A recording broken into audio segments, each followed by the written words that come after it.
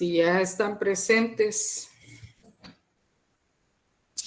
Buenas noches, licenciada. Buenas noches. Nos toca exponer a mí y a mi compañera Janet. Continuando el capítulo número 3 de la sustracción de menores, en la cual nos corresponde el artículo 209 de sustracción propia. Quien sustrajera a un menor de edad, a un menor de 12 años de edad o a un incapaz del poder de sus padres, tutor o persona encargada del mismo, y el que lo retuviere contra la voluntad de estos, será sancionado con prisión de 1 a 3 años. La misma pena se aplicará si el menor tuviere más de 12 años de edad y no mediare consentimiento de su parte. La pena a imponer será de 6 meses a 2 años, si el menor de más de 12 años de edad hubiere prestado consentimiento. A continuación, mi compañera dará el ejemplo. Buenas noches, Lick. Buenas noches, compañeros. Buenas noches. Bien, con respecto al ejemplo, nosotros quisimos, pues, ponerle nombre, ¿verdad? Entonces vamos a ejemplificarlo de esta manera. Jairo es un niño de 11 años que se encuentra jugando en el parque mientras sus padres se saludan con unos amigos. Durante ese lapso, Carlos, un hombre mayor, se acerca a él y le comenta que él sabe de otro parque que tiene juegos más bonitos, que se vaya con él. El menor, no muy convencido, pero un tanto presionado por Carlos, acepta y se van supuestamente a otro parque. Al percatarse de que Jairo no se encuentra en el parque, los padres inician a buscarlo y de inmediato activan una alerta para su localización. Horas después de la activación de la alerta, el menor es localizado y es entregado a sus padres. Carlos entonces deberá enfrentar un proceso penal por el delito de sustracción propia y estará enfrentando una pena de entre 1 a 3 años. Esta misma pena, va a enfrentar si la persona es incapaz, según lo que nos establece el artículo 9 del Código Civil, ¿verdad? Una persona a quien se le cataloga como incapaz. ¿Qué pasa si Jairo tiene 13 años, es decir, es mayor de 12 años y sucede la misma situación sin que él dé el consentimiento? La pena va a ser la misma, ¿verdad? Para Carlos, va a ser de 1 a 3 años. Ahora bien, si Jairo tiene 13 años y da su consentimiento, entonces, según el supuesto 3 del artículo 209, la pena va a bajar, es decir, va a ser de 6 meses a 2 años. En este caso, pues podemos identificar a los sujetos. El activo es Carlos, el pasivo es Jairo y el bien jurídico tutelado es la libertad y la seguridad de la persona. Solamente. Gracias. ¿Alguna pregunta o comentario? ¿Duda?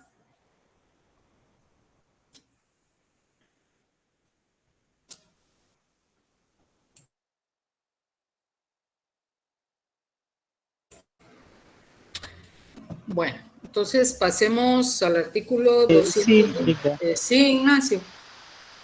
Y solo tengo una, y es, ¿a qué se refiere eso de incapaz del poder de sus padres? ¿Alguien que tenga, digamos, alguna capacidad especial o simplemente es menor de edad? No me quedó muy claro eso. ¿Responden ustedes, compañeras, o...? Bueno, según cuando nos referimos a una persona que tenga incapacidad, ya sea que sea mayor de edad, pero que no pueda valerse por sí mismo, ¿verdad, Lick? O usted me corrige, Lick. Exactamente. Es una persona, cuando se señala incapaz, son aquellas personas que tienen, ahí sí que valga la repetición, una incapacidad cognitiva o volitiva y que no pueden valerse por sí mismos.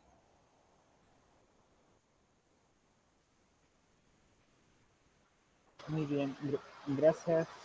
Bueno, los del artículo 210, delito de sustracción impropia. Buenas noches, Lick. Buenas noches. A mí y a mi compañera nos tocó sustracción impropia, que dice que quien hallándose encargado de la persona menor o no presentárselo a sus padres o guardadores, ni diera razón satisfactoria de la desaparición, será sancionado con prisión de 1 a 3 años. Mi compañera dará el ejemplo. Buenas noches, licenciada. Bueno, Buenas el noches. ejemplo que pondría sería que el día lunes por la mañana, los padres de Julián, llaman a doña María, la cual sería la encargada de cuidar a Julián cuando ellos se encuentran en horas laborales. El día lunes por la tarde, ellos vuelven a sus trabajos y se encuentran con la sorpresa de que Julián no se encuentra y se encuentran con que ha desaparecido. Doña María no da satisfactoriamente razón de por qué alguna Julián no se encuentra ni paradero del niño. Que fue trasladado del lugar y fue retenido en contra de su voluntad por parte de algún familiar de esta persona, de doña María. El hecho que explica el artículo sería que consiste en que la persona, pues la encargada del menor, pues no lo presentó a sus padres o guardadores, ¿no? Y serían dos elementos esenciales, que sería el hecho de no presentar al menor que ha sido confiado ni dar razones satisfactorias de su desaparición. O sea que el elemento en este caso sería la ley. En el artículo no indica la edad del menor, simplemente dice que es menor de edad, o sea que sea menor de 18 años. Y pues el bien jurídico tutelado sería lo que es la libertad y la seguridad de la persona. Gracias. ¿Algún comentario, pregunta, duda?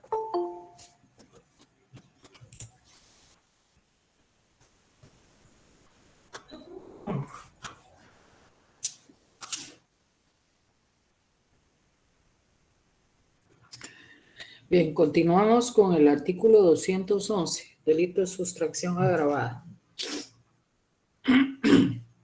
Buenas noches, licenciada. Buenas noches. A mí, al compañero Juan Valle, nos tocó ese. Artículo 211, sustracción agravada. En caso de desaparición del sustraído, si los responsables no probaron el paradero de la víctima o que su muerte o desaparición se debió a causas ajenas a la sustracción, serán sancionadas con prisión de 6 a 12 años. Sin embargo, si la persona sustraída fuera encontrada, la pena se reducirá en la forma que corresponde, mediante recurso de revisión.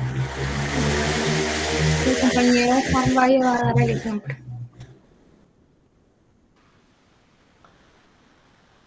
Buenas noches, licenciada. Buenas noches. Sí, me escuchan. Buenas noches. Sí. Bueno, el ejemplo planteado es el siguiente, va así un poco, bueno, a manera de ejemplificar, va. Espero que, pues,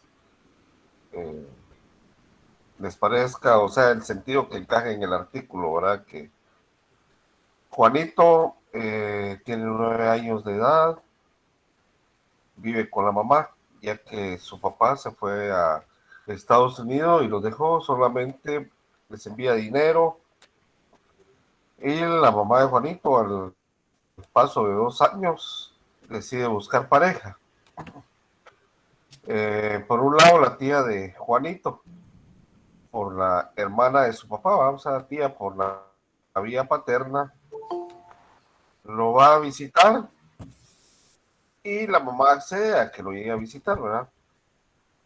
No obstante, la intención de la tía es llevárselo con ella a vivir a México, por lo que un día lo saca a pasear sin permiso de la mamá, diciendo mentiras, y decide llevárselo a México. Y ya estando del otro lado de la frontera, el niño se le escapa, se le desaparece, y ya han pasado 4 meses y no se sabe de su paradero. Ese es el ejemplo planteado, licenciado. Gracias. No sé si usted... Vale, ahorita vamos a ver alguna pregunta o comentario.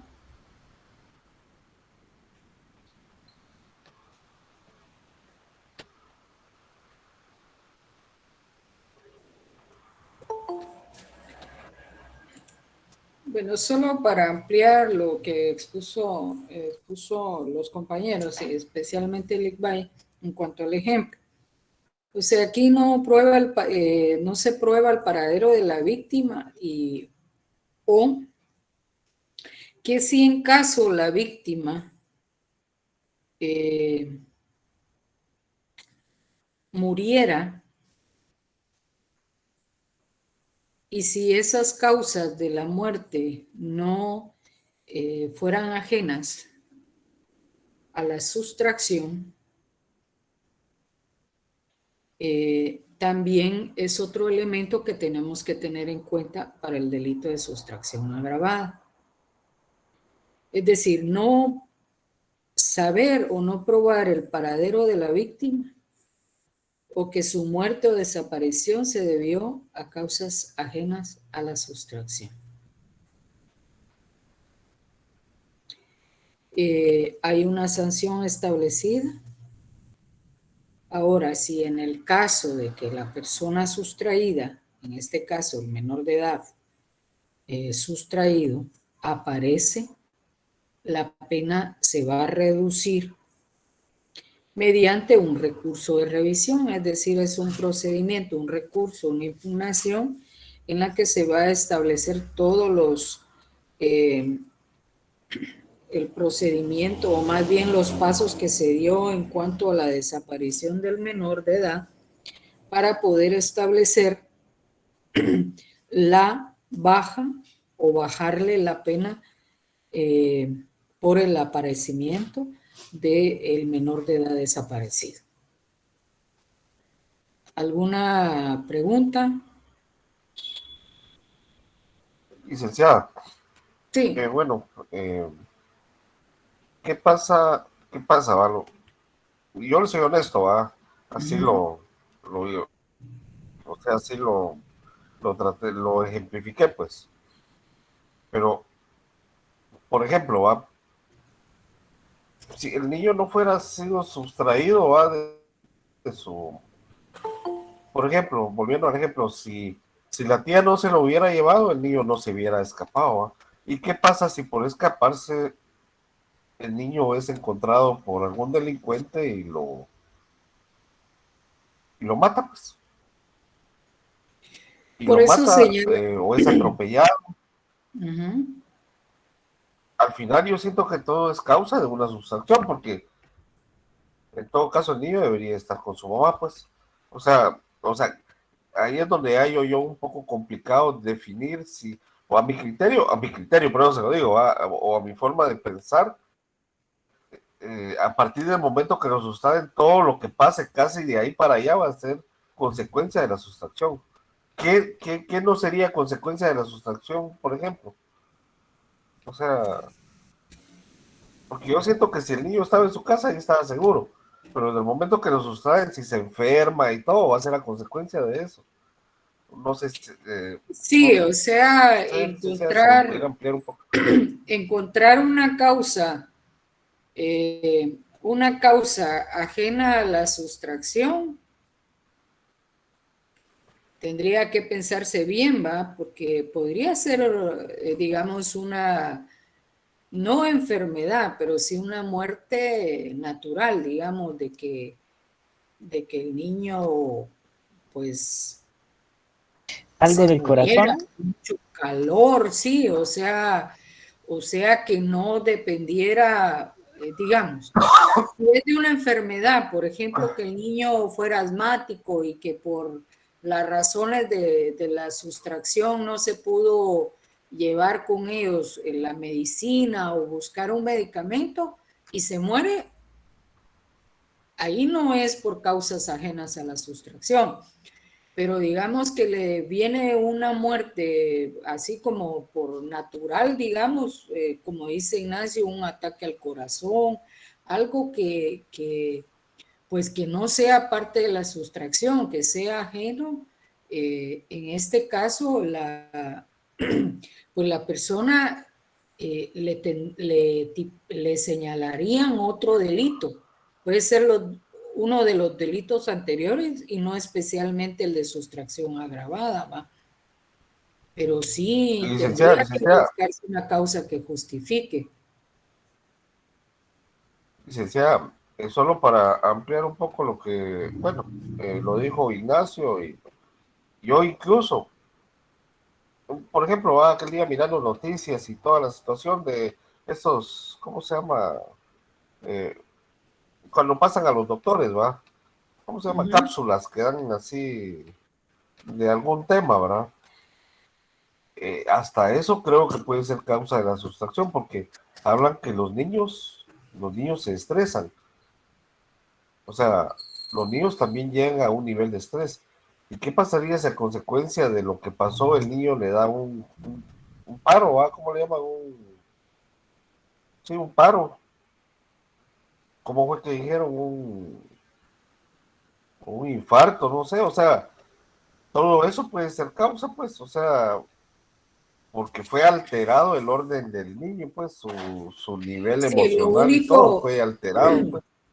lo único, Lee, que hay que tomar en cuenta que en este delito no señala como en los anteriores, principalmente en la de sustracción propia, que el niño pues manifiesta su no voluntad de ir, ¿va? Aquí en la sustracción agravada no se habla de la voluntad o no del menor de edad de irse. ¿Cuántos menores de edad no son sustraídos y por meses y por años, y hay quienes no aparecen o no aparecen porque no se les busca, sino porque pueden haber sido sacados, así como su ejemplo del país, ¿va? Hay con los niños, tal vez en el caso de un adolescente diría yo que es muy difícil engañar, pero los niños, niñas, hay formas de entretenerlos, en fin, son niños. Y en este caso, pues aquí no se pone en evidencia o un obstáculo el tener el consentimiento o no del menor de edad para poder ser sustraído, a quien en ese caso, digamos, de que dijera aquí, bueno, en contra de la voluntad del menor de edad, ahí diría yo que el niño en determinado momento puede llegar a estresarse por el hecho de que está en contra de su voluntad. Pero pues quienes han tenido trato, los que son padres, madres de niños o han tenido trato con niños o niñas, a veces el niño resulta ser un poquito interesado, no porque sea su forma de ser, sino el hecho de que es manejable, es posible que usted lo engañe con alguna cosita, algún regalo, buscar cuál es lo que le gusta al niño, ¿no? Y muchas veces por eso es que hay mucho niño sustraído, que a pesar de lo listo, lo astuto, lo inteligente que puede ser un niño o niña, son bastante manejables. Entonces, por ahí podría ser que algunas causas se podrían considerar ajenas a la sustracción. Pero como le digo, eso tendría que establecerse Bueno, en un proceso, ¿va? A través de la investigación, a través de buscar profesionales que entrevisten al niño, ¿va? Para poder determinar con certeza, o en el caso, por ejemplo, de una muerte, establecer ante el médico forense si la muerte se debió a la desaparición o fue una causa fortuita, una causa ajena a la sustracción. sí, Licenciada, buenas por noches. eso le digo, o sea, todo Buenas noches. tendría que ser, como le repito, ¿qué pasa si un carro se lo pasa llevando? Para mí todo fue consecuencia de la sustracción, pues por eso. Bueno, pero tal vez los otros compañeros tienen otras ideas también, va como para ampliar. Buenas noches, Rembert, licenciada. buenas Sí, noches. dice que como dicen los que van a hablar, ¿verdad? Yo opino lo mismo que el anterior. Fíjese que yo estaba pensando de que toda acción, es mi criterio, toda acción que ocurra después de la sustracción es parte de la sustracción. Ese es mi punto de vista, ¿verdad? Y yo no sé si podríamos decir que la sustracción propia, como dice aquí el artículo 209, habla acerca de que lo retienen contra la voluntad, ¿verdad? Ahora, en el artículo 210 no habla, o 211, perdón, de la sustracción agravada, no habla si es con su voluntad o con engaños, como usted mencionaba. Pero podríamos decir entonces que una de las diferencias es que en el artículo 209 es contra su voluntad y en el artículo 211 es con engaños. Podríamos hacer esa diferencia entre esos artículos, licenciado.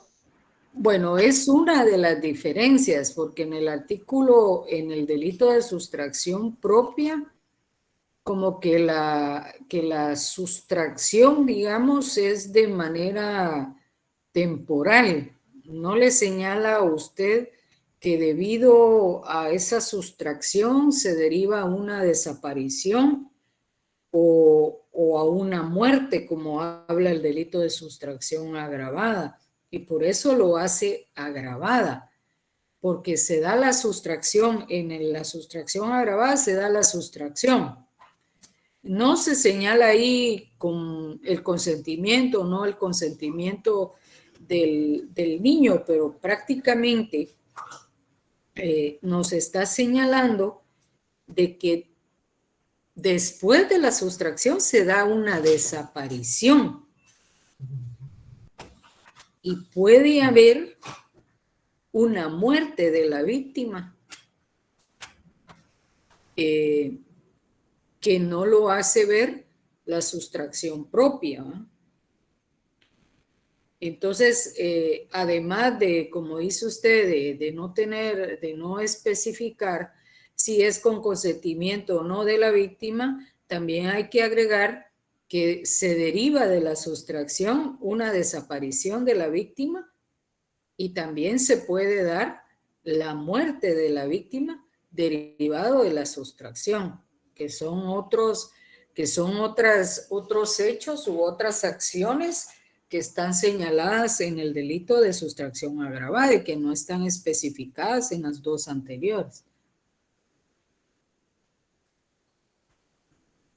Anita, tengo una consulta. Y es que cuando se lee en el artículo 211, bueno, dice, en caso de desaparición del sustraído. Yo entiendo a primera vista que una vez que haya sido sustraído, desaparece. Y la pregunta es, ¿por quién? ¿Por sus padres? ¿Por un familiar que no sea sus padres? ¿O simplemente una persona muy cercana a la familia? Bueno, eso es mi consulta y sigo leyendo.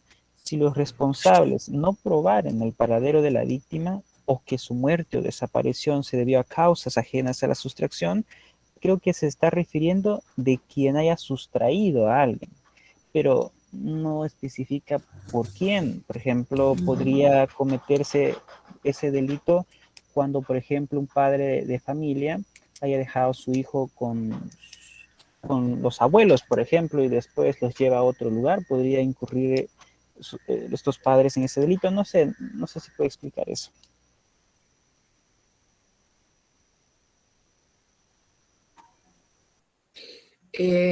Sí, Ignacio. Ahí no le señala, solamente, solo le dice sí los responsables, o sea, no señala persona específica. Puede ser un padre, puede ser una madre, puede ser una persona, un representante legal, la encargada, o sea, es variado, o sea, no le señala. La persona que sustraiga a alguien va a ser responsable cumpliéndose todos los elementos señalados aquí en el artículo 211 de sustracción agravada. Y no señala, digamos, los padres, puede darse en padres divorciados, ¿va? Sobre todo padres divorciados que pues en el divorcio no quedaron muy conformes, pero como hay una orden judicial que el padre, en este caso de que el niño haya quedado con la madre, el padre tiene derecho a visitarlo, ¿qué? 2 días o 1 día, o al revés, ¿va? Que haya sido el padre que se haya quedado bajo el cuidado del niño y la madre tenga derecho a estar unos días con el niño. Puede darse ahí una sustracción, porque digamos, el padre tiene derecho a estar con el niño sábado y domingo, y si no lo presenta domingo a las 6 de la tarde a la madre, prácticamente se está dando la sustracción. No porque él lo está sustrayendo de quien tiene legalmente el derecho de tenerlo. Entonces, ¿Y qué pasa en el caso de que al padre le toca ver al hijo y la madre no se lo da? Solo por capricho, le puedo decir. ¿Qué pasa en ese caso? ¿Hay sustracción o hay...? Bueno, no hay sustracción, es porque ahí nos no está es tratando de ver, sustracción, pero sí Ajá. hay un incumplimiento del acuerdo suscrito en un juzgado, ¿no? Ahí tendría el padre que denunciar. La norma que le dicta el juzgado. ¿No se recae en ningún delito? Pues tal vez en desobediencia. De acuerdo, Eli, gracias. Normalmente llevamos las de perder los hombres. Pues no todo el tiempo, porque a veces es al revés. Lick, una pregunta. Sí, sí, Rudy.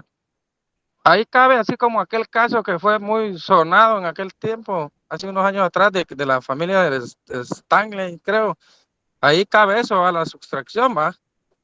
Que el papá se llevó a los niños y no se sabe nada todavía dónde están. Ah, no sabía eso, ¿eh? Cuénteme, cuéntenoslo. Ah, el que era hijo de la licenciada Barrera. ¿cómo se llama? Era una señora jueza de instancia ahí en la Torre de Tribunales, de un hijo de ella. No sé si se recuerda. Ah, sí, yo me recuerdo de ella, pero no sé la historia. Sí sé quién es ella, pero no sé quién. Los Cabeza. No son los apellidos No. de cabeza. Él se llevó a los hijos. Aparecieron. Se llevó a los hijos y no han Los aparecido. aparecieron siempre. ¿Ya aparecieron? No, ya aparecieron. Sí, hace años. Pues, pero ahí cabe eso, sustracción, ¿va? Sí, lo que pasa que yo pienso que Naomi y el Valle están hablando de estos Barrera. El caso de Barrera. De la mujer, Cristina creo que se llamaba, si cabeza. No, es que por eso le pregunto yo a Rudy, porque él está hablando de otra cosa. Yo estoy hablando de otro, no de los que dicen los compañeros. Él está hablando de una jueza que fue suspendida y que ahorita, pues yo no sé si ya se jubiló, qué fue que pasó con ella, si se le iniciaron proceso, pero sí era una jueza de apellido Stalin. Y que su hijo también estuvo procesado, pero yo desconozco lo que usted me está contando. Pero sí, porque él se llevaba a los niños, parece, y creo que no han aparecido, si no estoy mal, ¿va? Ah, ya. Pero él no estaba detenido. ¿O no, salió? Él no estaba detenido, no. Que yo me recuerde, no. Ah, ok.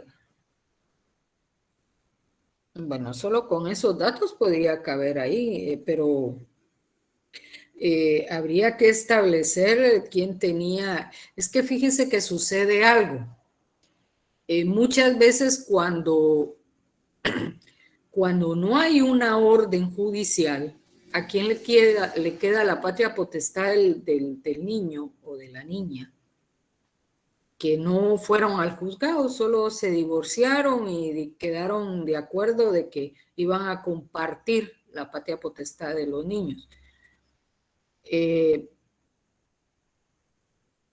Cuando hay una discusión y viene el padre y deja a la madre y se carga con los hijos, viene la madre y presenta una denuncia porque el papá se llevó a los hijos sin permiso de ella, pero él es el papá.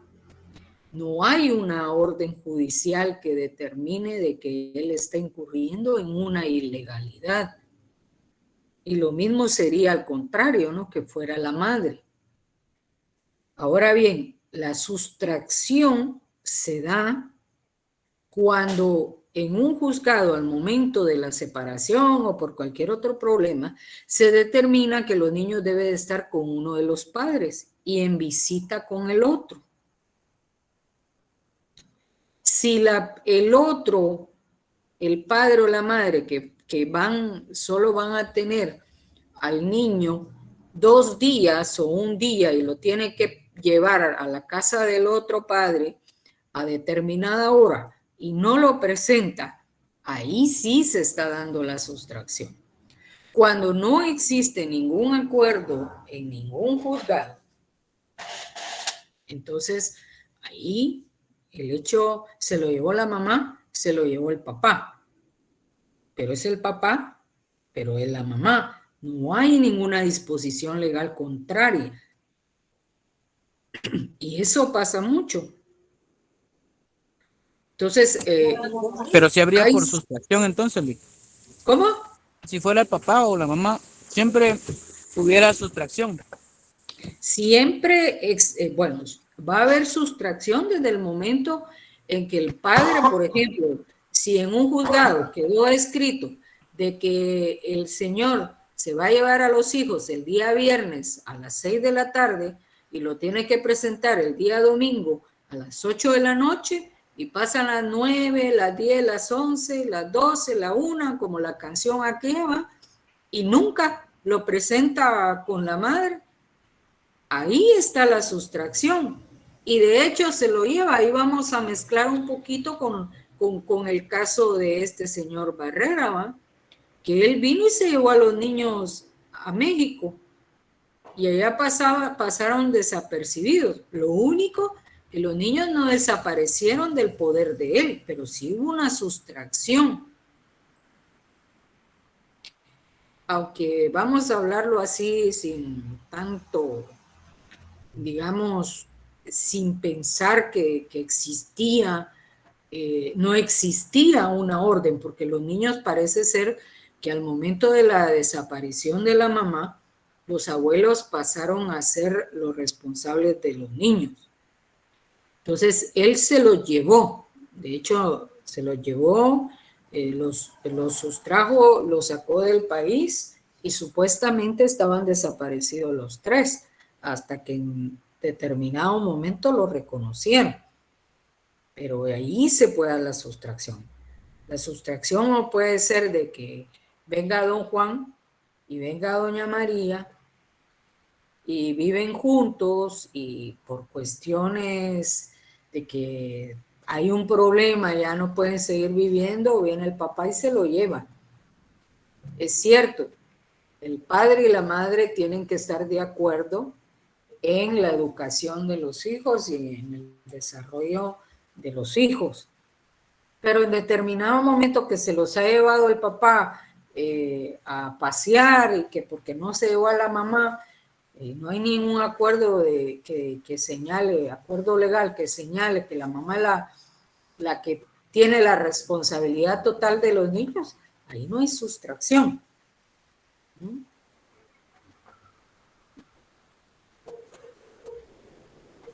¿Alguien más?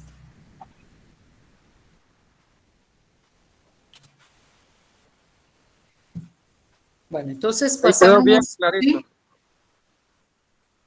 Sí, estamos bien. Solo es una consulta, pero es alterna. ¿Cuándo tendremos el segundo parcial de este curso? Pues todavía que yo sepa, que yo esté enterada, pues todavía no nos han dado. Permítame, voy a ver aquí porque de repente creo que permítame, siempre mandan una información, pero yo no soy muy de guardar las cosas en el teléfono, pero permítame. Si ¿a quién le corresponde la inducción al abandono del hogar? Pueden empezar para mientras yo busco aquí la información. Buenas noches, licenciada. A mí y mi compañera Patti nos tocó el artículo 212, inducción al abandono del hogar. Quien induje a un menor de edad, pero mayor de 10 años, a que abandone la casa de sus padres, guardadores o encargados de su persona, será sancionado con prisión de 6 meses a 2 años. Mi compañera les brindará el ejemplo. Buenas noches, licenciada. Buenas noches, compañeros y compañeras. A continuación, un señor trailero que se quiera llevar a un niño de 11 años a pasear por todo el país, pero sus papás no le dieron permiso. Entonces el trailero le dice que abandone su hogar y que no le haga caso a sus papás y que se vaya con él a vivir al tráiler. De esta forma que abandone el hogar definitivamente. En la tipificación sería el artículo 212, inducción al abandono del hogar, del Código Penal.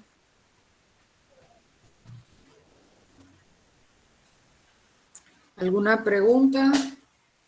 ¿Comentario? El bien jurídico tutelado, ¿cuál es ahí?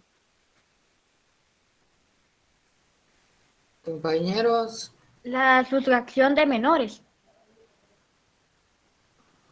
Gracias. Gracias, pero no. Es la indemnidad sexual de las personas. Gracias, pero no. Licenciada, es la libertad y la La seguridad de la libertad persona. y la seguridad de las personas.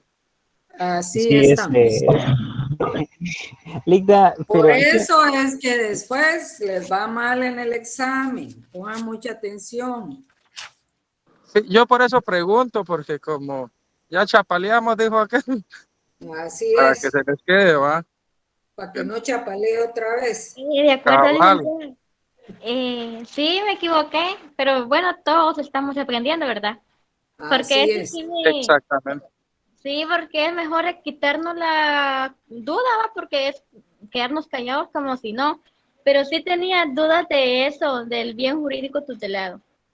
Bueno, muy bien. bueno, esta es una otra pregunta. Y es que ahí dice inducción, que viene del término inducir.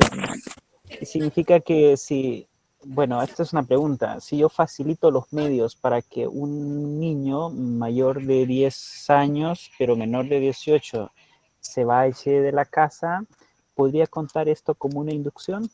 ¿O simplemente la inducción sería que yo le incite al niño a cómo hacerlo o cómo irse? Esa es mi pregunta. Así es.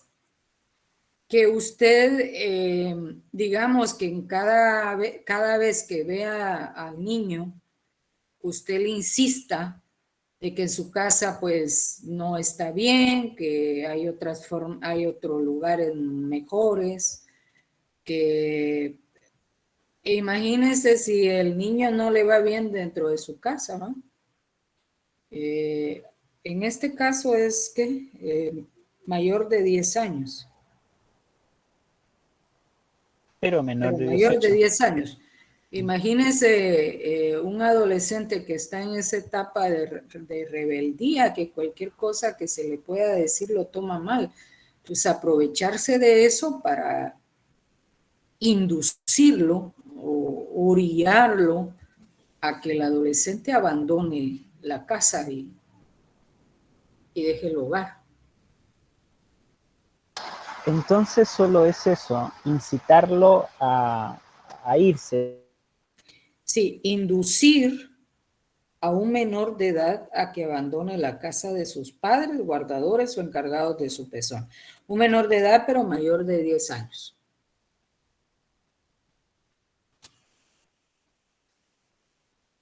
Buenas noches, licenciada. Buenas noches. Mi pregunta en este artículo es, ¿por qué precisamente un niño mayor de 10 años? ¿Qué pasa con un niño de 8, 7 años? ¿No se le puede inducir o por qué precisamente habla el artículo de un niño mayor de 10 años? Fíjese, Renber, que así lo está establecido, no es que no se le pueda inducir a un menor de 10 años. No sé por qué considerarían esa edad, ¿va?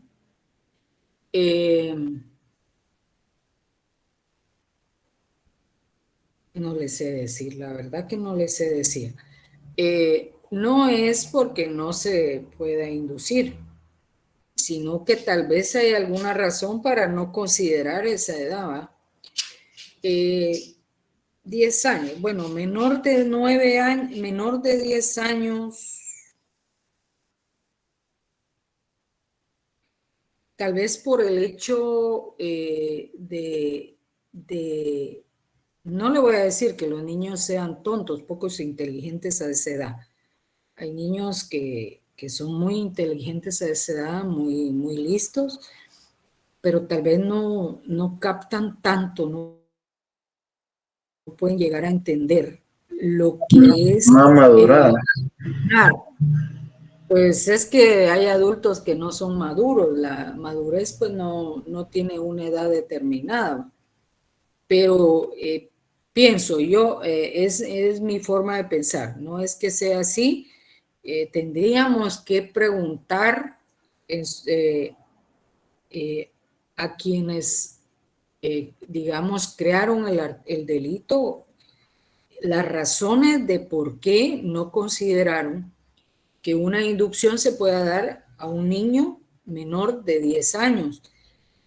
Pero yo más pienso que tal vez por el hecho de que no tienen un razonamiento como para poder sentarse usted y estarle diciendo, mira, el niño está más apegado a esa edad a los papás. Aunque no le digo que puede darse, pero los niños están más pegados al papá y están más relacionados con lo que el papá le dice. Sí, gracias, licenciada. Pues yo pensando, creería de que, bueno, este código fue emitido, si no estoy mal, en 1973, ¿verdad, licenciada? Ajá. Ya tiene sus años. Si usted... Posiblemente por eso, ¿verdad? Sí, mire, lo que pasa es que va cambiando, ¿no? Los años van cambiando la manera de ser, la forma de educar a la gente. Cómo se educaba hace muchos años con las generaciones pasadas, posiblemente muy diferente ahora, ¿no? Ahora, antes el papá o la mamá agarraba lo que tenía en la mano y crucificaba al hijo por alguna malcriadeza. Hoy no se puede. Entonces, la vida ha venido cambiando a través de las épocas, la forma de educar, la forma de corregir, ¿no?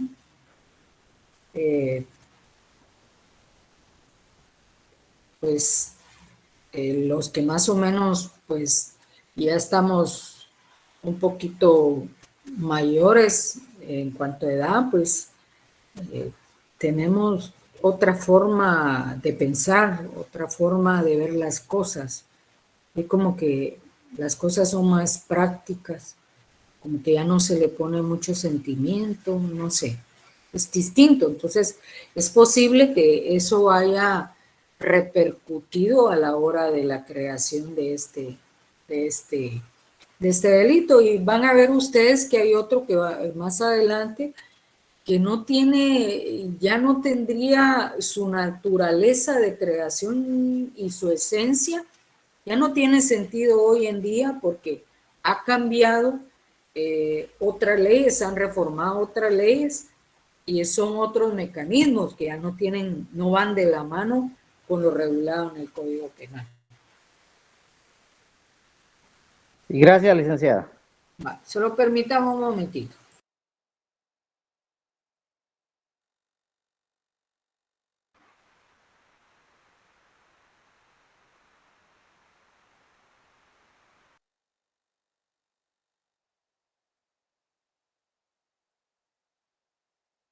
Bien, entonces si no hay otra pregunta, pues continuamos con el artículo 213.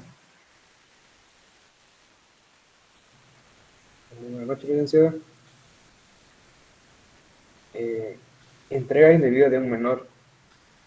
Quien teniendo a su cargo la crianza o educación de un menor de edad, lo entregare a un establecimiento público o a otra persona sin la anuencia de quien se le hubiera confiado o de la autoridad en su defecto, será sancionado con multa de 500 a 2.500 quetzales. Aquella persona que está encargada de educar, criar a menor edad, no lo conserva, por el contrario decide mejor entregarlo a un establecimiento público, que bien podría ser un hospital, una guardería, o quizá un tercero en quien confiar el cuidado del infante, sin tener el consentimiento de la persona que se lo confió.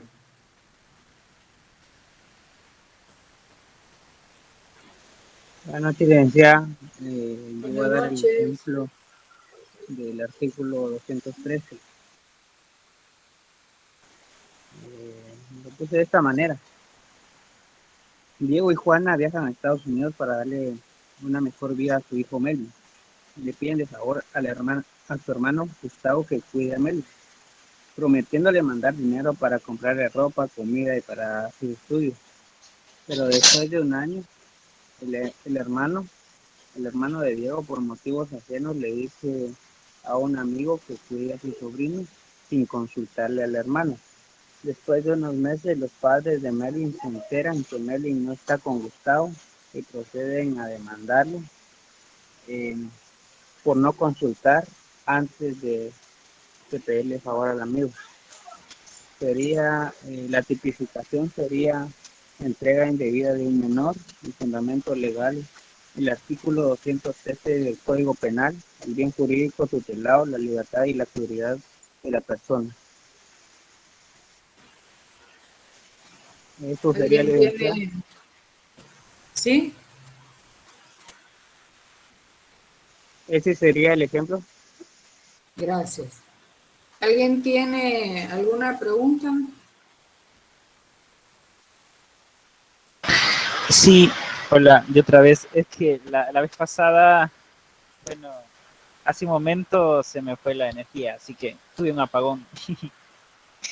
Mi pregunta a esto es, cuando dice quien teniendo a su cargo la crianza, según yo entiendo que aquí se refiere a alguien que no sea la persona que tiene la patria potestad, puesto que más adelante dice sin la anuencia de quien se lo hubiera confiado. Significa que los padres dieron para que cría a sus hijos a otras personas y pues lo asigna a algún lugar en donde puedan estar estos niños, ¿no? No sé si es así. Bien. Sí, como lo acabas de decir, un ejemplo, como el ejemplo que acabo de dar. Sería el ejemplo para que lo veas más claro, que yo tenga un hijo y vos eres mi hermano. Yo te digo, mira, te puedes cuidar a mi hijo, yo voy para Estados Unidos por motivos económicos y me dices que sí, que está bien. Y yo voy pero por motivos ajenos tienes inconvenientes a cuidarlo o no quieres cuidarlo y le dices a alguien más, a un amigo tuyo, que lo cuide en lugar que tú lo cuidas, pero no me dices a mí que, que alguien más lo está cuidando. Entonces ahí es donde eh, es como una tercera persona lo cuida sin mi autorización.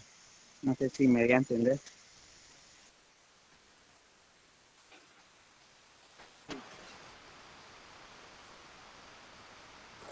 No sé si estoy mal, pero este artículo no aplica para los padres, ¿verdad? Es que no podemos descartarlo porque aquí dice quien teniendo a su cargo la crianza o educación de un menor de edad. Ajá, como dice, sin la anuencia de quien se lo hubiere confiado, pero también no especifica que quien lo confió son los padres, ¿verdad, Lick? Sí. Ah, ok. Sí, pues. Es que volvemos al ejemplo de los padres divorciados, ¿no?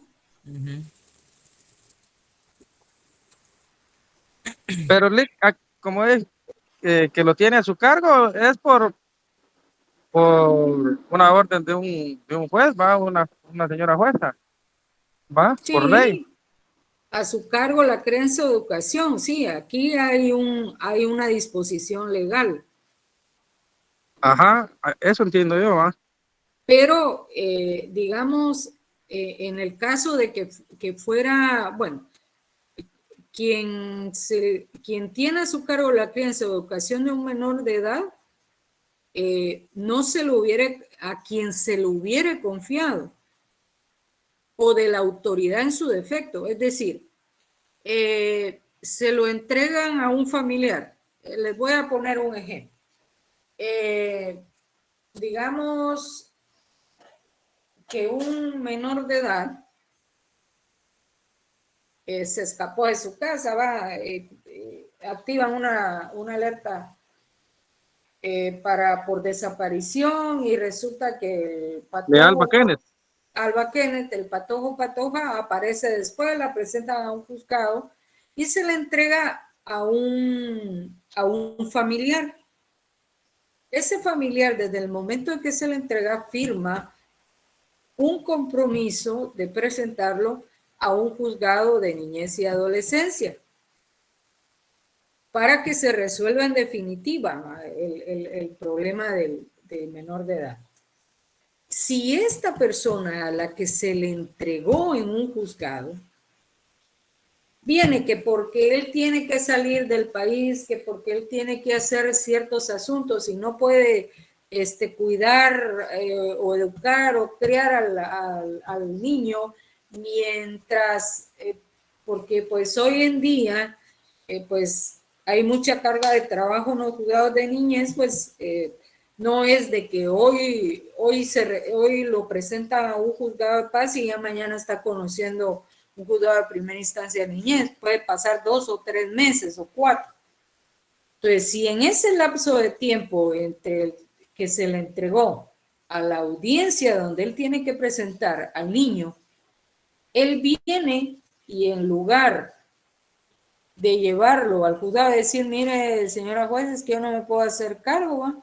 Viene y lo presenta a un establecimiento, a un hogar público y lo deja ahí. O viene, es que yo no me puedo hacer cargo, se lo voy a ir a entregar al vecino. Eso es lo que constituye el delito de entrega indebida de un menor. Lick, pero ¿por qué menciona ahí que solo será sanción? Solo tiene la multa de 100 a 500 quetzales, sabiendo que... Así está estipulado, o sea, tal vez porque el niño no va a correr peligro. No va a correr ningún riesgo, ¿ah? Quizás solo lo va a dejar porque no se puede hacer cargo él, pero no quiere decir que lo vaya a dejar desamparado o abandonado, ¿verdad, Lick? Sí, o sea, es el hecho de que esta persona tenía un compromiso legal de presentarlo a un juzgado donde se iba a definir cómo iba a quedar la situación del niño, ¿no? pero lógico que al estar el responsable y pues aquí como dice Pite, pues es una multa lo que se le va a imponer como pena, ¿va? Pero él va a ir a entregar a un niño pues a un hogar, es decir, o a una institución pública, no quiere decir que pueda estar en riesgo, en peligro, o posiblemente puede estarlo, ¿no? Como ¿Y le la digo, multa a quién le será impuesto? ¿cómo? ¿La multa a quién le será sancionada? A Al quien que va. tiene la obligación de tener al niño, Ah, bueno. ¿no? No a quien se lo va a dejar, porque él un favor va a hacer. ¿Alguien más? Bueno. Bien, ¿alguien tiene el artículo 214? Nosotros, licenciada, con Rudy. Bien. Bueno, el delito de coacción, pues, habla de quien, sin estar legítimamente autorizado mediante algún procedimiento violento o intimidatorio, o en cualquier forma completa, compela a otro, o sea, prácticamente lo está induciendo a realizar algo, ¿verdad, licenciada? Que esta persona no quiere, usando ya sea, como dice ahí, la violencia o la intimidación, o a veces incluso la fuerza, ¿verdad? Para que haga algo, cometer algo que la ley prohíbe, ¿verdad? Y también hacer acciones que tal vez perjudiquen a esa misma persona que se le está llevando a cabo. Y si la coacción se cometiere contra un funcionario judicial para que resuelva en determinado sentido o deje de resolver nuestro asunto de su conocimiento, la pena a aplicar será de 2 a 6 años de prisión. Realmente yo no he conocido ningún caso contra un funcionario judicial. Sí he escuchado de algunos, ¿verdad, licenciado? Donde pues son coaccionados, pero no, bueno, no sé si fue en esta ocasión, creo que sería soborno, ¿verdad? Porque algunos jueces pues han accedido lamentablemente. Pero yo les voy a comentar mi experiencia, ¿verdad? Me imagino que el compañero Rudy pues también tendrá algunos ejemplos. En mi caso, pues yo estuve laborando en una empresa muy reconocida. Tenía un día de haber empezado, había ascendido a un puesto y tenía un día de haber ascendido y la persona que iba a ser mi supervisor, no sé quién le dijo o le hizo algún comentario, pero me empezó a tratar de un chismoso, ¿verdad? Y me empezó a decir, a señalar, a hacer señalamientos que yo no había realizado, porque yo andaba incluso en capacitación cuando yo entré a esa plaza. Cuando regresé de allá, él me dijo que me reuniera con él inmediatamente. Y cuando me reuní con él, me empezó a decir un montón de cosas, me empezó a ofender, me empezó a insultar, a decir que yo era un bueno para nada, que era un chismoso, que era aquí, que allá. Y después me dijo, mire, me dijo, yo con gente así no quiero trabajar, así que necesito que me firme su renuncia, me dijo. Y yo, pero ¿cómo puede ser eso? Yo entre mi mente, va, decía, eso no es legal, va. Pero él me dijo, mire, me dijo, si usted no renuncia de todas maneras, me dijo, yo lo voy a despedir y voy a encargarme, me dijo, de ponerlo en mal en todas las empresas, me dijo. A manera de que usted no encuentre trabajo en ningún lugar y se va a dar cuenta quién soy yo, me dijo. Entonces a mí me metió un poco de miedo, ¿verdad? Porque en ese caso, pues, cuando uno no conoce temas de la ley, pues uno se aflige, ¿va? Y uno piensa, mis hijos, mi familia. Entonces yo dije, pero si renuncio, dije yo, él me va a sacar. Entonces, mire, me dijo, no se preocupe, yo no lo voy a sacar, me dijo, pero si usted no renuncia, yo lo voy a despedir y va a ser más afectado usted. Al final me terminé renunciando por la presión que él me tiró y a los 3 meses de haberme quedado siempre en la plaza que estaba anteriormente, me despidieron así. Entonces yo lo tomo como un caso de coacción, ¿verdad, licenciada? No sé si estoy en lo correcto, pero me llevó obligadamente me llevó a hacerlo, ¿verdad? Una coacción. Exacto. El compañero Rudy, no sé si tendrá algún ejemplo más. Sí, Ronnie, noches licenciada, compañeros y compañeras. Mi ejemplo de coacción, licenciada, viera que, bueno, yo, Rudy Pajares, tengo una finca en Santa Ana. Tengo 2 hijas y mis 2 hijas ya tienen esposo. Y viene el esposo de mi hija, de la primera, me llega a decir que le tengo que dar la finca a mi hija, porque si no él va a matar a mi esposa.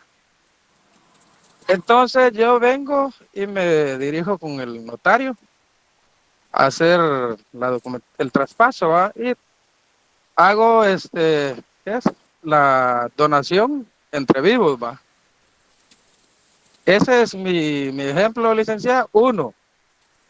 Otro, una vez me recuerdo yo un oficial de inspectoría que quería consignar a un compañero que quería que yo lo consignara y él no estaba haciendo nada, ¿va?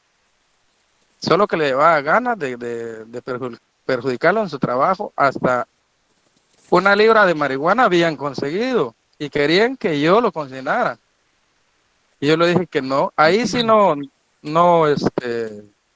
cedí, ¿va? En ese ejemplo.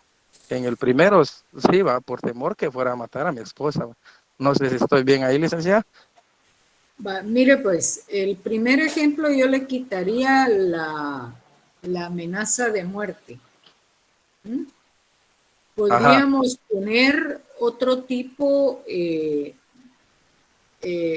otra consecuencia si usted no firmaba o pasaba a nombre de su hija la tierra.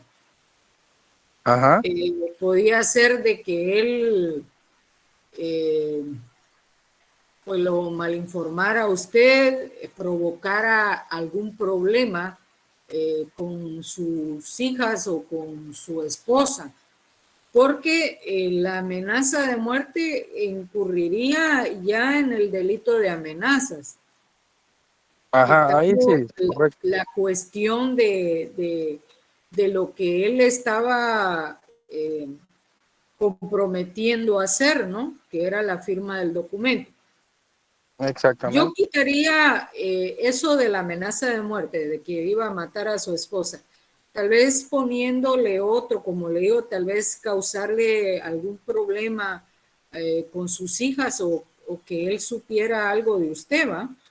Que pudiera perjudicarle con su esposa. Entonces ahí estaríamos hablando de coacción. Okay. El delito señala que se obligue a hacer a través de la intimidación o violencia algo, dice, para que haga o deje de hacer lo que la ley no le prohíbe, efectúe o consienta lo que no quiera o que tolere que otra persona lo haga, sea justo o no. Pero para poner un límite en el delito de coacción y en el delito de amenaza. En el caso que presentó Ronnie, el hecho, bueno, de decirle el jefe, si usted no renuncia, yo lo voy a despedir, es una coacción, ¿no? No, porque prácticamente lo está poniendo entre la espada y la pared. Pues si él no renuncia, de todos modos lo van a despedir. Entonces ahí es donde se da la coacción.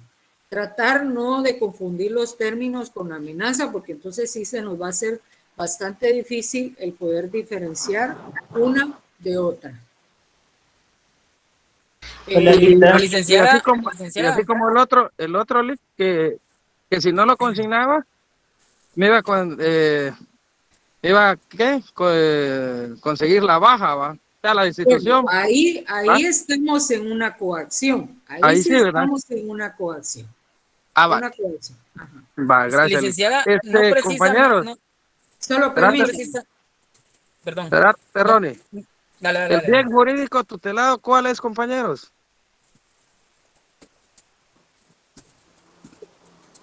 Sigue siendo el mismo, compañero. La libertad y la seguridad de la persona.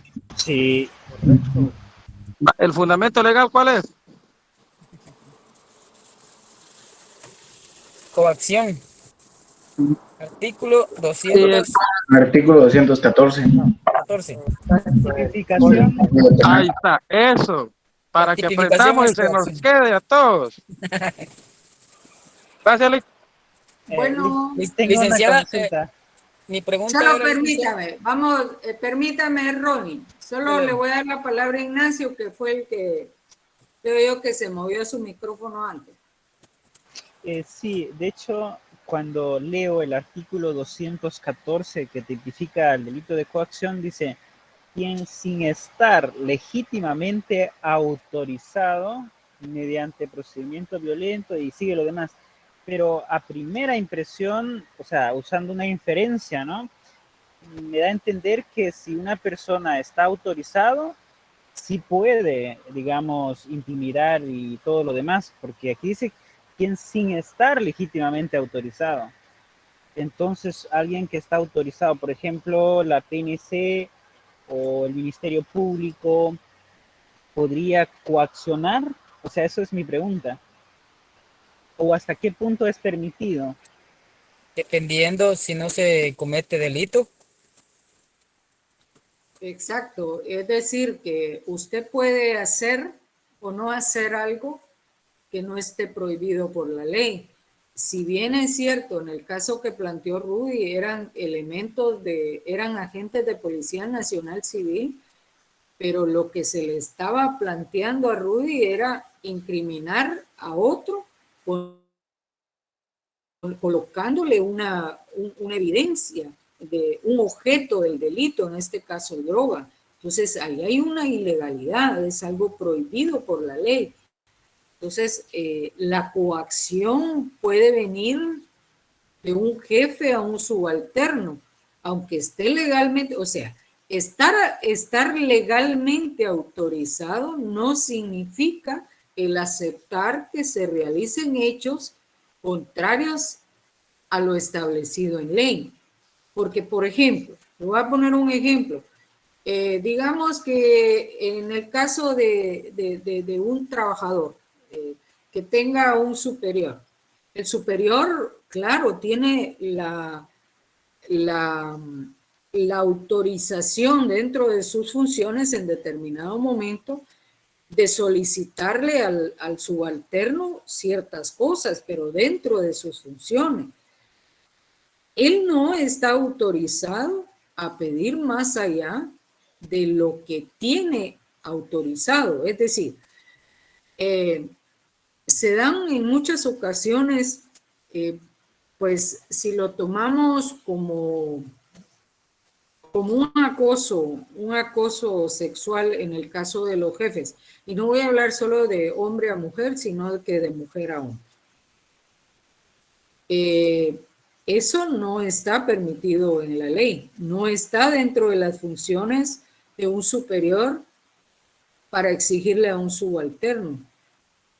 No puede venir ese jefe y decirle a una mujer o a una subalterna o una jefa a un subalterno que tenga relaciones sexuales porque si no lo va a despedir. Esa es una forma de coaccionar y no está legítimamente autorizado para hacerlo. Sino que está intimidando.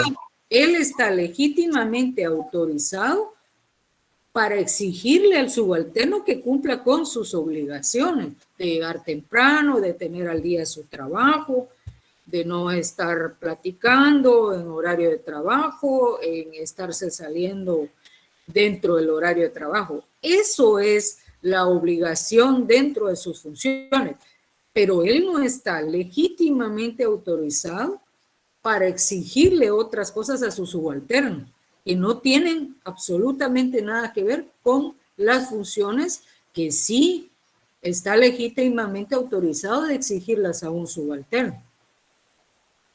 Licenciada. Muy bien, me queda claro eso.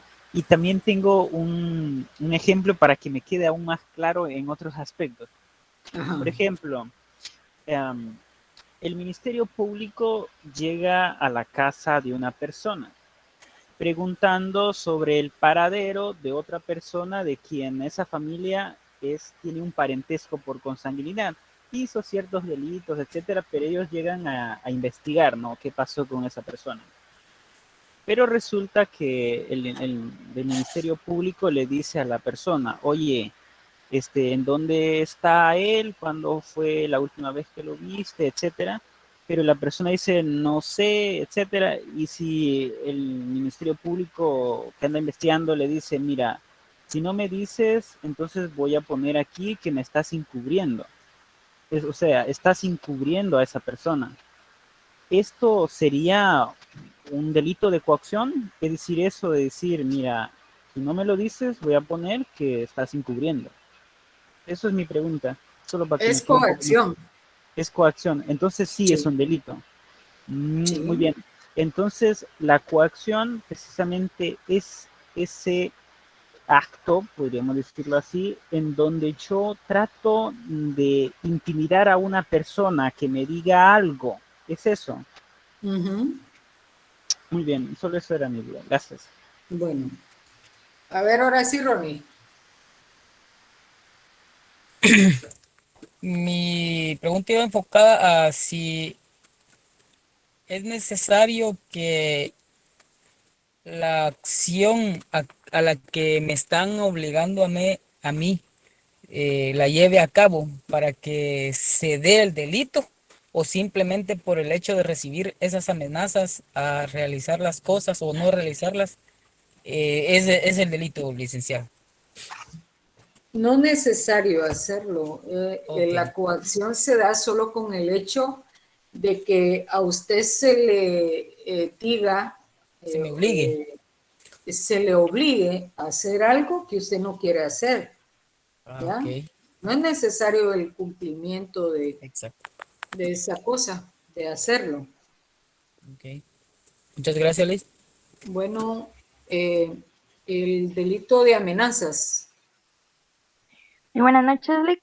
Artículo 215, amenazas. Quien amenazare a otro con causar al mismo o a sus parientes dentro de los grados de la ley en su persona, honra o propiedad, un mal que constituya o no delito será sancionado con prisión de 6 meses a 3 años.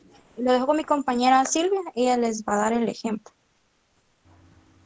Sí, buenas noches, compañeros, buenas noches, licenciada. Voy a tratar de narrar el caso. Ana Julia sale de su casa en su vehículo. Al retroceder, golpea una motocicleta. Ella se dio cuenta y se baja del vehículo y ve la motocicleta en el suelo. La observa y no ve personas a su alrededor, decide levantarla y dejarla en su lugar como si nada hubiera pasado. Pero alguien se encargó de avisarle al dueño de nombre Marlon de lo sucedido. Quien estaba en una esquina ingiriendo bebidas alcohólicas, llega al lugar bajo efectos de licor y insulta a los familiares de Ana Julia. Ingresa a su propiedad, por decirlo así, con machete en mano, gritando que salga la mujer que había botado su motocicleta. En ese momento llega Ana Julia y Marlon, quien estaba insultando y quien es el dueño de la motocicleta, la insulta utilizando palabras groseras. Ana Julia se asusta y sale corriendo, a lo que el hombre sale tras de ella con machete en mano. Las personas a su alrededor pues llaman a la policía y Llega la policía, se presentan los oficiales y le brindan el respaldo requerido. Ya calmada Ana Julia, le toman su declaración, a lo que ella narra cómo ocurrieron los hechos, en qué momento se dio y señala el lugar del mismo.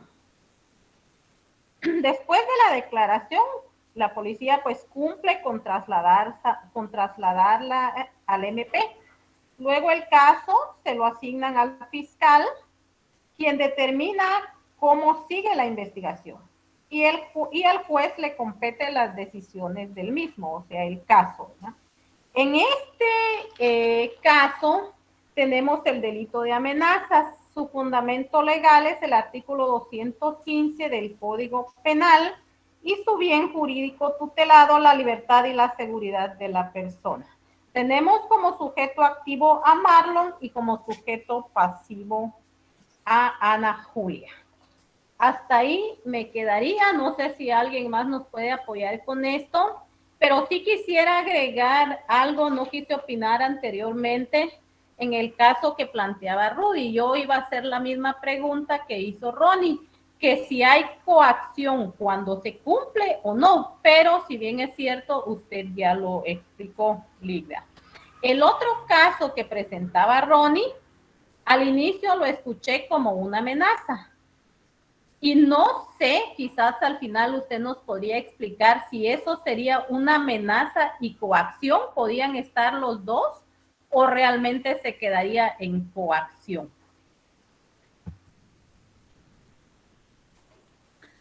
Gracias, Lida. En el caso, ¿de cuál dice usted? ¿De el que planteó bueno, usted? No. Estoy hablando en el caso que planteaba Rudy, pero ya usted explicó que hay coacción cuando alguien te obliga a hacer algo que no querés, aunque yo no lo voy a cumplir. O sea, no lo cumplo, pero siempre hay coacción. En el caso de Ronnie lo vi más como una amenaza de un jefe a un trabajador. Pero luego usted explicó que había coacción, pero no sé si ahí se puede involucrar los dos delitos, amenaza o coacción, o eso se queda solo en un delito. Es que fíjese que en el caso de la amenaza señala quien amenace a otro con causar al mismo o a sus parientes dentro de los grados de ley en su persona, honra o propiedad un mal que constituya o no constituya delito. En el caso que planteó Ronnie, pues no había una amenaza, era una coacción, porque a él, bueno, si es en el caso del jefe,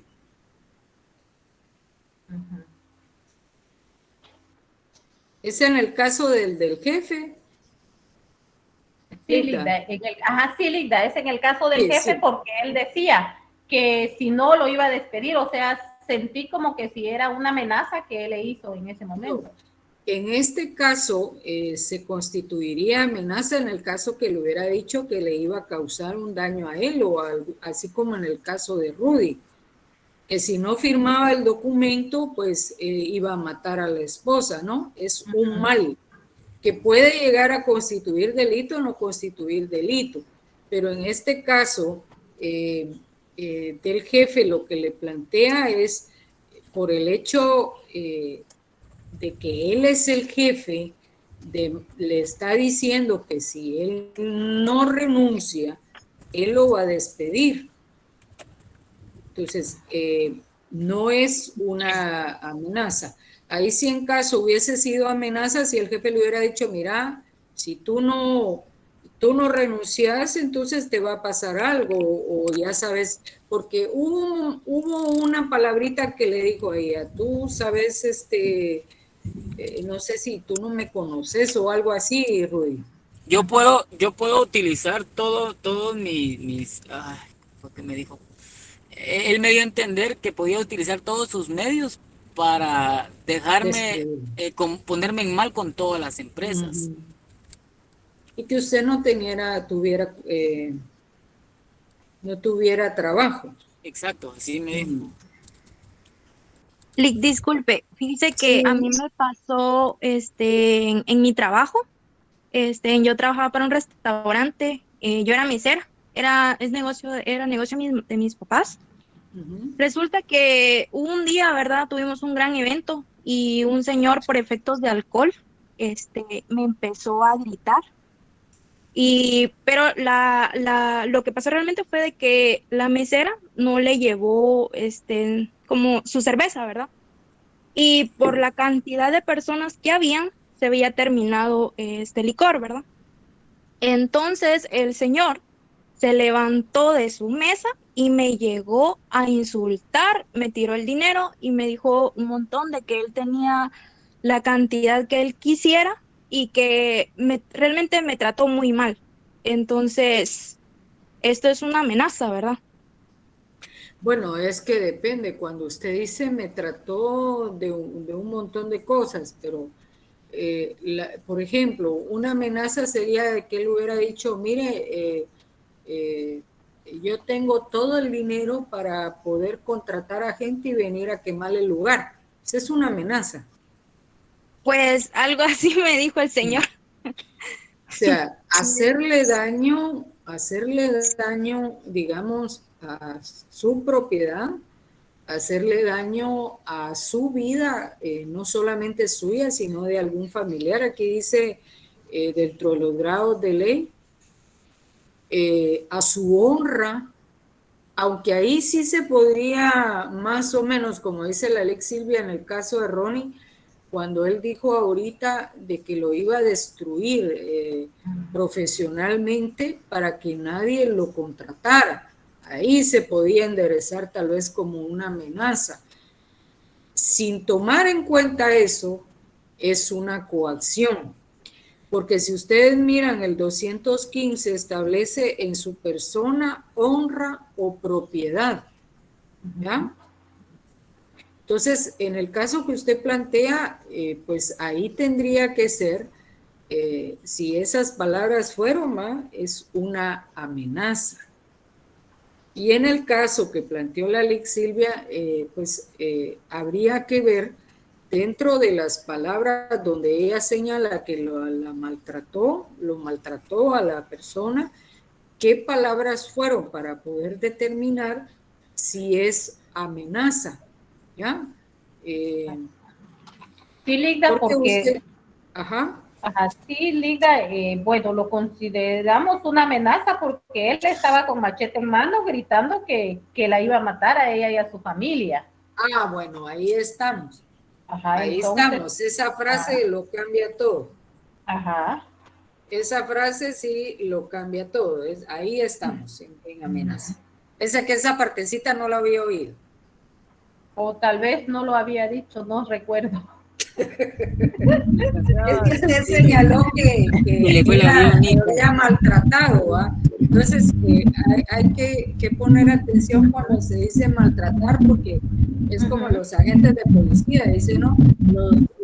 Le digo palabras obscenas, palabras fuera de la moral, pero habría que establecer cuáles son esas palabras obscenas y cuáles son esas palabras fuera de la moral. Ligda, y hay que tener en cuenta también esa parte a la hora que uno declara, ¿verdad? Porque a veces uno da un testimonio y después lo cambia, ¿verdad? Y eso puede ser usado en nuestra contra, ¿verdad? Hay que tener mucho cuidado.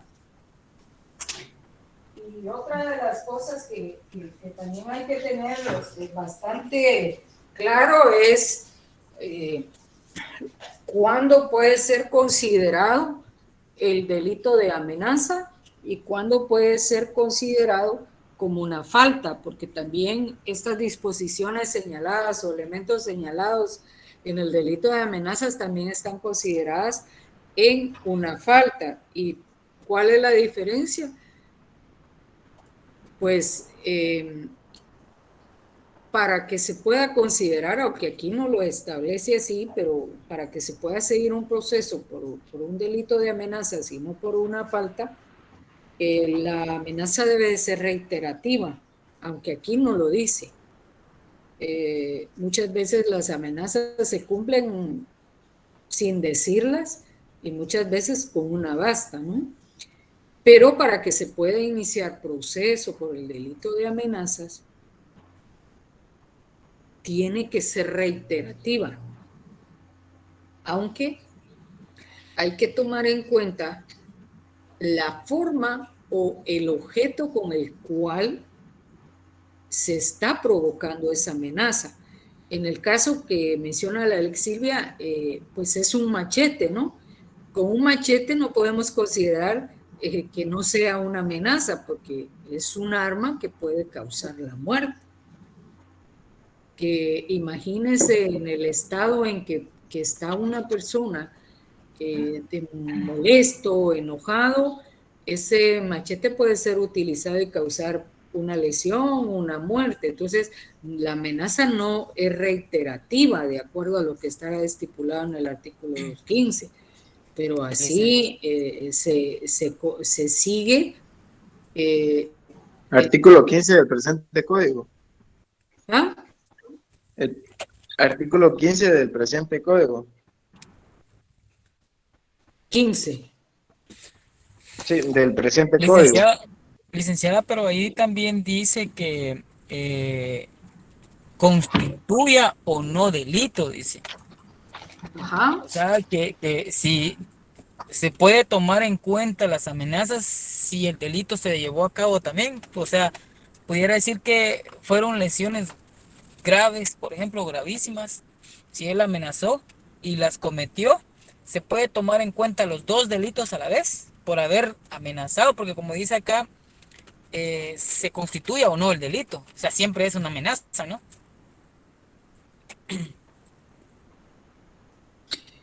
Sí, no, mira pues, al momento en que la amenaza de matar se da, ya no es efecto de tipificar una amenaza, sino del resultado que se da. Una amenaza tiene 6 meses a 3 años. Es que, mire pues, aquí hay que jugar con los concursos de delito. No ahorita, ¿no? Porque nosotros pues estamos aprendiendo a tipificar los delitos. No aplicar en su momento, porque sería mucho más complicado para ustedes estar aplicando que yo le dijera, bueno, en el examen, además de los delitos, les va a venir la parte general del código. Ese es estresarlos más y complicarlos más, ¿va? Pero digamos que en el caso de una amenaza en que la persona le dice, le manda un papel y le dice, la próxima vez que te vea pasar al frente de mi casa, te voy a machetear. Va. Y se da. La macheteada le causa lesiones, no voy a decir qué tipo de lesiones, pero no podemos poner amenazas. Amenazas sirve como un medio para ejecutar las lesiones. Entonces tendríamos ahí en su momento que poner qué tipo de lesiones y tipificar lesiones, pueden ser graves, gravísimas, dependiendo qué fue después de la macheteada que le metió el fulano al fulano, ¿va? Entonces...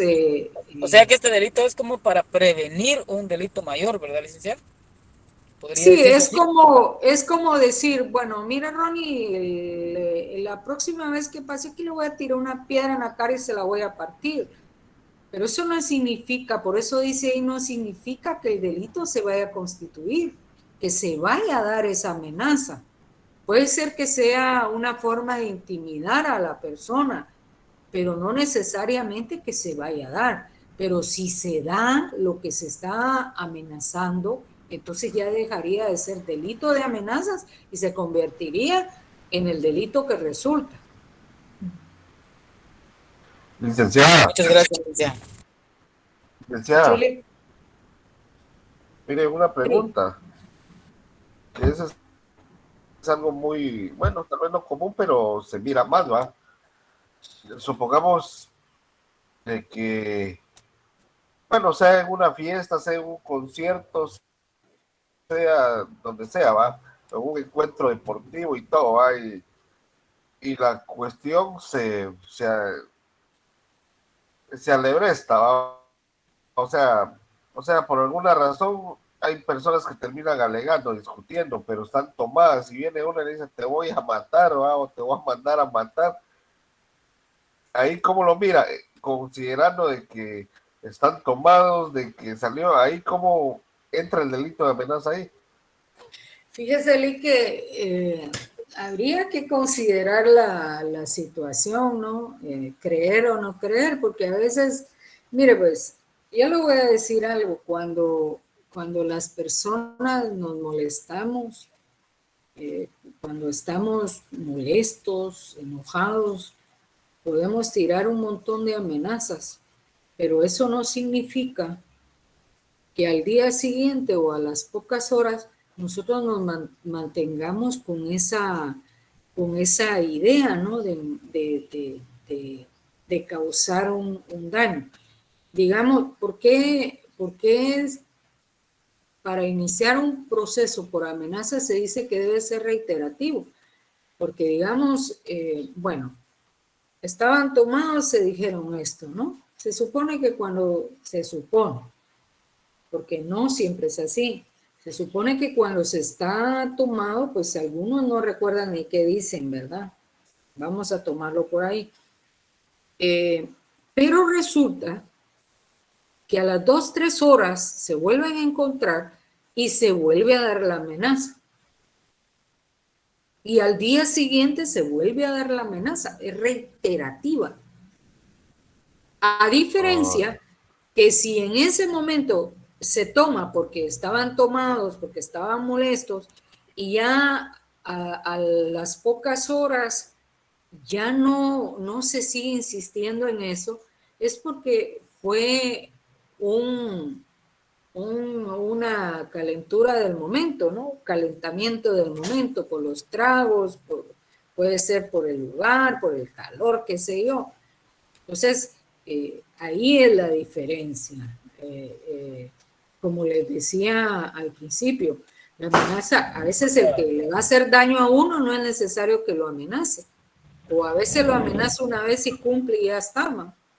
Pero la amenaza a veces que está que te voy a hacer el otro, ¿no? Y nunca hace nada. Pero no por eso, si se lo repite 3, 4, 5 veces, ahí se está constituyendo el delito. Y tendría que accionarse, porque no va a esperar uno que el día de mañana, pues, esperar, bueno, como me lo dijo de una manera no creíble, no lo voy a creer, ¿va? Más vale prevenir que lamentar, dice el dicho. Entonces, cuando es de manera reiterativa, mejor tomar las acciones legales pertinentes y proceder. Ahora, si no insiste en lo que dijo, en lo que amenazó al otro y que solo fue el calor de los tragos, pues ahí termina el asunto, ¿va? Hola, Licta. Quería decir algo, y es que yo, según el artículo 215, ¿no? Yo entiendo que aquí lo que se prohíbe es eso de realizar una amenaza que con ello lleva un mal para la persona. O sea, lo que se prohíbe es eso, la amenaza de un mal. Eso es lo que yo veo como en primera vista, ¿no? Pero y dice que constituya o no delito. Yo entiendo aquí que simplemente amenazar con un mal, ya sea que este mal pueda ser un delito como tal o no pueda ser un delito como tal. Por ejemplo, es el ejemplo que se venía dando, ¿no? De un machete. Si alguien dice, oye, te voy a matar con este machete, por ejemplo, y lo dijo, no sé, 5 veces, por ejemplo, y que yo agarre un machete y lo lanzo contra una persona, puedo causarle alguna lesión, ¿no? Eso es un delito. Pero, ¿qué tal si, digamos, un jugador de fútbol americano, por ejemplo, le dice al otro compañero, ¿no? Le dice, mira, yo sé que vas a jugar contra nosotros el próximo, qué sé yo, el próximo lunes. Y como me caes mal, entonces yo, dentro de las reglas del juego, voy a hacer tal punto de estropearte. Y yo pienso que eso también sería un delito de amenaza. Sí, porque ya sea se está amenazando con mal, pero aquí en este código, bueno, Que está exonerado. Ajá, pero igual yo pienso que sería una amenaza también, aunque esté exonerado, pero con el anunciamiento de un mal. Bueno, eso yo veo que ahí hay una línea, ¿no? Sí, otro de los ejemplos sería, por ejemplo, pues que mucha gente llega a los juzgados a señalar a alguien que le dijo que le va a poner un sapo en el estómago, ¿no? Entonces, de veras. ¿cómo probar? O sea, para colmo, la persona se enferma del estómago, pero eso no está establecido en la ley, sin embargo, es una amenaza, ¿no? Porque le va a causar un mal, supuestamente. Sí. Va a causar un mal, pero mentalmente, Lynn. Porque recuérdese que esas cosas siempre son mentales. Si alguien le dice a alguien, te voy a mandar a meter un sapo, qué sé yo, y la otra persona está baja de autoestima, se lo cree y después los síntomas son reales, como si de veras tuviera el animal adentro. Eso sí, es lo que mental. pasa que son acciones que no las puede probar. Ajá, pero que sí es una amenaza. Porque a usted le pueden evaluar psicológicamente y le va a salir que posiblemente está alterada, pero la razón es la cuestión, ¿no? Que no pueden probarse. O sea, hay algunos casos que sí se ha dado que hay personas que sí les han encontrado animales adentro, hasta bolas de pelo en el estómago o en la garganta. Sí, pero ahí van a decir que se lo tragó. Ajá, cabal. Que padece de esa enfermedad que se arranca el pelo y se lo come. Es que son cuestiones que no puede probarse. Aunque exista, ¿no? No podemos decir no existen. Pero probarlas legalmente lo que no se puede. Tiene que ser prueba científica. Hay que usar la física cuántica. Bien, compañeros, vamos a continuar. ¿Cuántos faltan para terminar lo de las exposiciones? Porque solo... ¿Qué compañeros faltan? ¿A usted, Sixto? ¿Qué le tocó? ¿Qué artículo? El artículo 216, coacción contra la libertad política. ¿El 217 lo di? Sí, licenciada. 218.